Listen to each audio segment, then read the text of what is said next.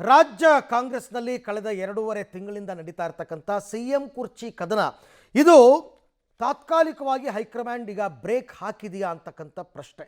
Budget ಮುಗಿಯುವ ತನಕ ಯಾವ ಚರ್ಚೆಯೂ ಇಲ್ಲ.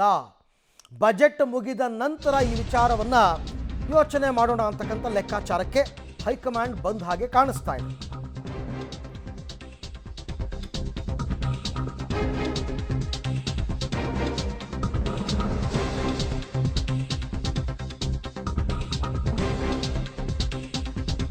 ರಾಜ್ಯದಲ್ಲಿ ಕದನ ವಿರಾಮ. ಕಾಂಗ್ರೆಸ್ ಹೈಕಮಾಂಡ್ ಈಗ ಸದ್ಯಕ್ಕೆ ಬ್ರೇಕ್ ಹಾಕಿದೆ ಅನ್ನೋ ಲೆಕ್ಕಾಚಾರ. 3 ತಿಂಗಳು ಕದನ ವಿರಾಮ ವಿಸ್ತರಣೆ ಆಯ್ತಾ? ಸದ್ಯಕ್ಕೆ ಇನ್ನು 3 ತಿಂಗಳು ಮುಂದಕ್ಕೆ ಹೋಯ್ತಾ? ರಾಜ್ಯ ಬಜೆಟ್ ನಂತರವೇ ಕದನ ವಿರಾಮದ ಮಾತು. ಅಂದರೆ ರಾಜ್ಯ ಬಜೆಟ್ ನಂತರ ಈ ಚರ್ಚೆಯನ್ನು ಕೈಗೆತ್ತಿಕೊಳ್ಳೋಣ, ಅಲ್ಲಿ ತನಕ ಎಲ್ಲರೂ ಸೈಲೆಂಟಾಗಿರಿ. ಹೈಕಮಾಂಡ್ಗೆ ಸ್ಮೂತ್ ಆಕ್ಷನನ್ನು ಕೊಡ್ತಾರ CM DCM ಅಂತ. ಯಾಕೆ ಅಂತಂದರೆ ಈಗಾಗಲೇ ಸಿದ್ದರಾಮಯ್ಯನವರು ಹೇಳೇ ಬಿಟ್ಟಿದ್ದಾರೆ, ಈ ತಿಂಗಳಿಂದನೇ ಬಜೆಟ್ ತಯಾರಿಯನ್ನು ಆರಂಭ ಮಾಡ್ತೀವಿ, ಮಾರ್ಚ್ ಮೊದಲ ವಾರದಲ್ಲಿ ಬಜೆಟ್ ಮಂಡಿಸುತ್ತೇನೆ. ದಾಖಲೆಯ 17ನೇ ಬಾರಿಗೆ ಬಜೆಟ್ ಮಂಡನೆ ಮಾಡೋದಕ್ಕೆ ಸಿದ್ದರಾಮಯ್ಯನವರು ತಯಾರಿ ಆರಂಭ ಮಾಡಿಕೊಂಡಿದ್ದಾರೆ. ಹಾಗಿದ್ದಾಗ ಈ ಸಂದರ್ಭದಲ್ಲಿ CM ಬದಲಾವಣೆಯ ಮಾತು ಯಾಕೆ ಅನ್ನುವಂತಹ ಚರ್ಚೆ. ಸಂಕ್ರಾಂತಿ ನಂತರವೇ ರಾಹುಲ್ ಗಾಂಧಿಯನ್ನು ಭೇಟಿಯಾಗ್ತಾರಾ DK ಶಿವಕುಮಾರ್? ಅದರಲ್ಲೂ ಸಂಕ್ರಾಂತಿ ಮರುದಿನವೇ ಹೈಕಮಾಂಡ್ ನಾಯಕರ ಭೇಟಿಗೆ DK ಶಿವಕುಮಾರ್ ದೌಡಾಯಿಸ್ತಾ ಇದ್ದಾರೆ. ಜನವರಿ 16 ಮತ್ತು 22 2 ದಿನ ಅವರು ದೆಹಲಿಗೆ ಹೋಗ್ತಾ ಇದ್ದಾರೆ. ಈ ಸಂದರ್ಭದಲ್ಲಿ ರಾಹುಲ್ ಭೇಟಿಗೆ CM DK ಶಿವಕುಮಾರ್ ಪ್ರಯತ್ನ ಪಡ್ತಾರೆ. ಜನವರಿ 14ಕ್ಕೆ ಅಸ್ಸಾಂ ಚುನಾವಣೆಯ ತಯಾರಿ ವೇಳೆ ರಾಹುಲ್ ಗಾಂಧಿ ಅವರನ್ನ ಭೇಟಿಯಾಗ್ತಾರೆ. ಅದು ಸಾಧ್ಯವಾಗಿದ್ದರೆ 22ಕ್ಕೆ ರಾಹುಲ್ ಗಾಂಧಿ ಅವರನ್ನ ಭೇಟಿಯಾಗುವ ಪ್ಲ್ಯಾನ್ ಮಾಡಿಕೊಂಡಿದ್ದಾರೆ. ನಾಯಕತ್ವ ಗೊಂದಲ, ಪುನರ್ರಚನೆ ಎಲ್ಲದರ ಬಗ್ಗೆ ಚರ್ಚೆ ಆಗುತ್ತಂತೆ. ಅಂದರೆ ಸಂಕ್ರಾಂತಿ ನಂತರ ಭೇಟಿ, ಸಂಕ್ರಾಂತಿ ನಂತರ ಭೇಟಿಯ ಸಂದರ್ಭದಲ್ಲಿ ಚರ್ಚೆ. ಆದರೆ ಅದು ಕಾರ್ಯರೂಪಕ್ಕೆ ಬರೋದು ಯಾವಾಗ? ಸದ್ಯಕ್ಕಿಲ್ಲ. ಬಜೆಟ್ ಮುಗಿದ ಮೇಲೆ, ಮಾರ್ಚ್ ಆದಮೇಲೆ ಅಂತ ಹೇಳ್ತಾರೆ. ಮಾರ್ಚ್ ಆದ ನಂತರ ಈಗ 5 ರಾಜ್ಯಗಳ ಚುನಾವಣೆ ಬೇರೆ ಬರುತ್ತೆ. ಆ ಸಂದರ್ಭದಲ್ಲಿ ನಾಯಕತ್ವ ಬದಲಾವಣೆ ಕೈ ಹಾಕ್ತಾರಾ? ಇಲ್ಲ, ಸದ್ಯಕ್ಕಂತೂ ಇಲ್ಲ ಅನ್ನುವಂತಹ ಲೆಕ್ಕಾಚಾರ. ಹೈಕಮಾಂಡ್ ಕೂಡ ಅದೇ ಲೆಕ್ಕಾಚಾರವನ್ನು ಇಟ್ಕೊಂಡಿದೆ. ಯಾವುದೇ ರಾಜ್ಯದ ಚುನಾವಣೆ ಇದ್ದಾಗ ಚುನಾವಣೆ ಮುಂದಿಟ್ಕೊಂಡು ಅಸ್ತಿತ್ವದಲ್ಲಿರೋ ರಾಜ್ಯದಲ್ಲಿ ನಾಯಕತ್ವ ಬದಲಾವಣೆಗೆ ಸಾಮಾನ್ಯವಾಗಿ ಮುಂದಾಗಲ್ಲ ಯಾವ ಪಕ್ಷಗಳು ಕೂಡ. ಹಾಗಾಗಿ ಇನ್ಯಾವಾಗ?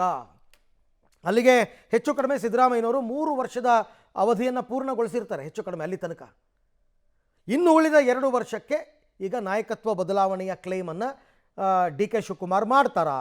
ಅಲ್ಲಿಗೆ 16 ಅಥವಾ 22 ಈ 2 ದಿವಸದಲ್ಲಿ 1 ದಿವಸ ರಾಹುಲ್ ಗಾಂಧಿ ಅವರನ್ನ ಇವರು ಭೇಟಿಯಾಗುವ ಲೆಕ್ಕಾಚಾರವನ್ನು ಹಾಕ್ಕೊಂಡಿದ್ದಾರೆ. ಈ ಬಗ್ಗೆ ಮತ್ತಷ್ಟು ಮಾಹಿತಿ ನನ್ನ ಕೊಲೀಗ್ ರವೀಶ್ ಅವರಿಂದ ಪಡ್ಕೊಳ್ಳೋಣ. ರವೀಶ್, ಒಂದು ಕಡೆ ನೋಡಿದ್ರೆ ಸಿದ್ದರಾಮಯ್ಯನವರು ಬಜೆಟ್ ತಯಾರಿ ಆರಂಭ ಮಾಡಿದ್ದಾರೆ, ಬಜೆಟ್ ಮಂಡಿಸೋದಕ್ಕೆ ಸಿದ್ಧತೆ ಮಾಡ್ಕೋತಾ ಇದ್ದಾರೆ. ಮತ್ತೊಂದು ಕಡೆ ಇವಾಗ DK ಶಿವಕುಮಾರ್ ಅವರು ರಾಹುಲ್ ಗಾಂಧಿ ಭೇಟಿಗೆ ಸತತ ಪ್ರಯತ್ನಗಳಾಗ್ತಾ ಇದೆ. ಏನು ನಡೀತಾ ಇದೆ, ಏನು ಲೆಕ್ಕಾಚಾರ ಕಾಂಗ್ರೆಸ್ ಪಾಳೆಯದಲ್ಲಿ ಅಂತ? ಅರವಿಂದ್, ಕಾಂಗ್ರೆಸ್ನಲ್ಲಿ ಎಲ್ಲೋ ಒಂದು ಕಡೆ ಅದರಲ್ಲೂ ಕೂಡ DKಶಿ ಬೆಂಬಲಿಗರು ಜನವರಿ 6ಕ್ಕೆ ಆಗ್ಬಿಡುತ್ತೆ, 9ಕ್ಕೆ ಆಗ್ಬಿಡುತ್ತೆ, ಸಂಕ್ರಾಂತಿ ನಂತರ ಆಗ್ಬಿಡುತ್ತೆ ಅನ್ನೋ ಏನು ಮಾತುಗಳಿತ್ತು, ಅದು ಕೇವಲ ಒತ್ತಡ ತಂತ್ರ ಅಂತ ಸ್ಪಷ್ಟವಾಗಿ ಹೇಳ್ಬೋದಾಗಿದೆ. DK ಶಿವಕುಮಾರ್ ಅವರು ಜನವರಿ 16 ಮತ್ತು 22ಕ್ಕೆ ಡೆಲ್ಲಿಗೆ ಹೋದರೂ ಕೂಡ ತಕ್ಷಣಕ್ಕೆ ನನಗೆ ಅಧಿಕಾರವನ್ನು ಕೊಡಿಸ್ಬಿಡಿ ಅಂತ ಕೇಳೋದಕ್ಕೂ ಕೂಡ ಬರೋದಿಲ್ಲ.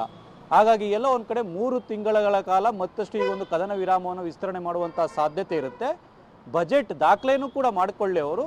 ಅಂದರೆ 17ನೇ ಬಜೆಟ್ ಮಂಡನೆ ಮಾಡಿದ್ರೆ ದೇಶದಲ್ಲೇ ಒಂದು ರೀತಿಯಲ್ಲಿ ಅತಿ ಹೆಚ್ಚು ಬಜೆಟ್ ಮಂಡನೆ ದಾಖಲೆಗೂ ಕೂಡ ಅವ್ರು ಪಾತ್ರರಾಗ್ತಾರೆ. ಅದಾದಮೇಲೆ ನಮಗೆ ಆ ಒಂದು ಪವರ್ ಶೇರನ್ನು ನಮಗೆ ಬಿಟ್ಕೊಡ್ಲಿ ಅನ್ನೋ ಲೆಕ್ಕಾಚಾರದಲ್ಲಿ ಈಗ ಹೊಸ ಆಟವನ್ನು ಶುರು ಮಾಡಿರ್ಬೋದು. ಹಾಗಾಗಿ 16ನೇ ತಾರೀಕು ಅಸ್ಸಾಂ ವೀಕ್ಷಕರ ಸಭೆ ಇದೆ ಡೆಲ್ಲಿಯಲ್ಲಿ. ಆ ಕಾರಣಗಳಿಗೋಸ್ಕರವಾಗಿ ಡೆಲ್ಲಿಗೆ ಹೋಗ್ತಾ ಇದ್ದಾರೆ. ಅದೇ ಸಂದರ್ಭದಲ್ಲಿ ರಾಹುಲ್ ಗಾಂಧಿ ಭೇಟಿಗೂ ಕೂಡ ಈಗಾಗಲೇ ಸಮಯವನ್ನು ಕೇಳಿದ್ದಾರೆ ಅಂತ DKಶಿ ಮೂಲಗಳು ಸ್ಪಷ್ಟಪಡಿಸಿರ್ತಕ್ಕಂಥದ್ದು. DK ಶಿವಕುಮಾರ್ ಅವರು ಇವತ್ತು ಮಲ್ಲಿಕಾರ್ಜುನ್ ಖರ್ಗೆ ಅವರನ್ನ ಭೇಟಿ ಮಾಡಿದಂಥ ಸಂದರ್ಭದಲ್ಲೂ ಕೂಡ ಅದೇ ರೀತಿಯ ಪ್ರಸ್ತಾಪವನ್ನು ಮಾಡಿದ್ದಾರೆ. 16ನೇ ತಾರೀಕು ಸಮಯ ಕೇಳಿದ್ದೀನಿ, ಅದಾಗಲಿಲ್ಲ ಅಂದರೆ ಮತ್ತೆ 22ಕ್ಕೆ ಡೆಲ್ಲಿಗೆ ಬರ್ತಾ ಇದ್ದೀನಿ, ಆಗಲಾದರೂ ಕೂಡ ನಾನು ರಾಹುಲ್ ಗಾಂಧಿ ಅವರನ್ನ ಭೇಟಿ ಮಾಡಿ ಮಾತುಕತೆಯನ್ನು ನಡೆಸಬೇಕು ಅನ್ನೋ ಮಾತುಗಳನ್ನು ಸ್ಪಷ್ಟವಾಗಿ ಮಲ್ಲಿಕಾರ್ಜುನ್ ಖರ್ಗೆ ಅವರ ಮೂಲಕ ಸಂದೇಶವನ್ನು ಕಳಿಸ್ತಾ ಇದ್ದಾರೆ. ಹಾಗಾಗಿ ರಾಹುಲ್ ಗಾಂಧಿ ಅವರು ಸಮಯ ಕೊಡ್ತಾರಾ ಇಲ್ವೋ ಅನ್ನೋದು ಸಾಕಷ್ಟು ಕುತೂಹಲ ಮೂಡಿಸಿರ್ತಕ್ಕಂಥದ್ದು. ಜೊತೆಗೆ ಮುಖ್ಯಮಂತ್ರಿ ಸಿದ್ದರಾಮಯ್ಯ ಅವರು ಕೂಡ ಸದ್ಯದ ಮಟ್ಟಿಗೆ ಯಾವುದೇ ರೀತಿಯ ಪ್ಲಾನನ್ನು ಮಾಡ್ಕೊಂಡಿಲ್ಲ ಸಂಕ್ರಾಂತಿ ಬಳಿಕ ಹೋಗೋದ್ರ ಬಗ್ಗೆ.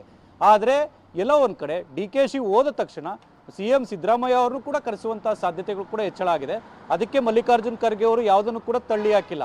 ನಮಗೆ ಬೇಕಾದಾಗ ಅವಶ್ಯಕತೆ ಇದ್ದಾಗ ಹೈಕಮಾಂಡ್ ಕರೆಸ್ಕೊಳ್ಳುತ್ತೆ ಅನ್ನೋದನ್ನ ಮಾರ್ಮಿಕವಾಗಿ ಮಲ್ಲಿಕಾರ್ಜುನ್ ಖರ್ಗೆ ಅವರು ಕೂಡ ಇವತ್ತು ಸ್ಟೇಟ್ಮೆಂಟ್ ಅನ್ನ ಕೊಟ್ಟಿದ್ದಾರೆ. ಹಾಗಾಗಿ ಎಲ್ಲ ಒಂದ್ ಕಡೆ ಈ ಒಂದು ಪವರ್ ಶೇರ್ ಜಟಾಪಟಿ ಏನಿದೆ ಒಂದ್ ರೀತಿಯಲ್ಲಿ ಕಾಂಪ್ರಮೈಸ್ ಥಿಯರಿಯಲ್ಲಿ ಹೋಗುತ್ತೋ ಅಥವಾ ಜಟಾಪಟಿಯಲ್ಲೇ ಹೋಗುತ್ತೋ ಅನ್ನೋದು ಕೂಡ ಕಾದ್ ನೋಡ್ಬೇಕಾಗತ್ತೆ. ಎಲ್ಲದಕ್ಕೂ ಕೂಡ ಈ ತಿಂಗಳ ಅಂತ್ಯದೊಳಗೆ ಸ್ಪಷ್ಟತೆ ಸಿಗುವಂತ ಚಾನ್ಸಸ್ ಕೂಡ ಜಾಸ್ತಿ ಇರುತ್ತೆ. ಹಾಗಾಗಿ ಮುಖ್ಯಮಂತ್ರಿ ಸಿದ್ದರಾಮಯ್ಯ ಅವರು ಬಜೆಟ್ ತಯಾರಿಯ ನಡುವೆ ಕೂಡ DK ಶಿವಕುಮಾರ್ ಅವರ ಡೆಲ್ಲಿ ದಾಳ ಜೊತೆಗೆ ರಾಹುಲ್ ಗಾಂಧಿ ಅವರ ಭೇಟಿ ಯತ್ನ ಎಷ್ಟರ ಮಟ್ಟಿಗೆ ಸಫಲ ಆಗುತ್ತೆ ಕಾದ್ ನೋಡ್ಬೇಕು ಅರವಿಂದ್. ಪ್ರಯತ್ನಗಳು ಬೇರೆ ಬೇರೆ ರೀತಿ ಇರುತ್ತೆ.